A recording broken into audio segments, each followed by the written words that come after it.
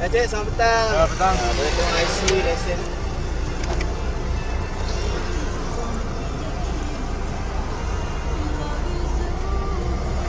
Okey, Cik ya. Salam biasa saja tapi dia punya saman tetap 300 lah. Apa tu bang? Dia punya salah nombor plate saja Ayo, fancy. nombor plate ah. Ini kereta pinjam miao. Saya mau macam mana? Itu bos sudah tangkap. Kita pinjam saman atau you punya nama. Ini sama 300 mana-mana balai trafik boleh bayar. Betul tadi pinjam miao. Okey, so mau macam mana? Jangan, mau tulis, mau selfie. Yang.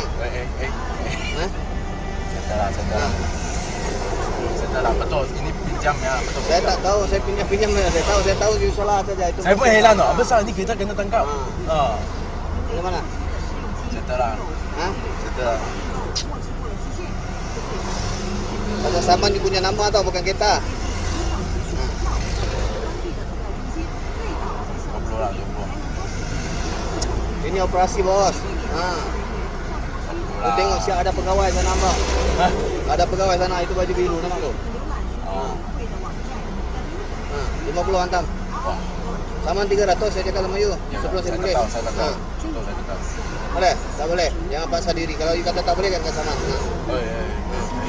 Senang saya tak paksa. You kata tak boleh tak boleh. Kita kata boleh boleh.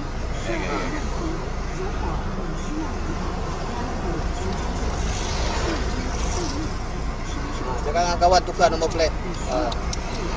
Okey. Terima kasih.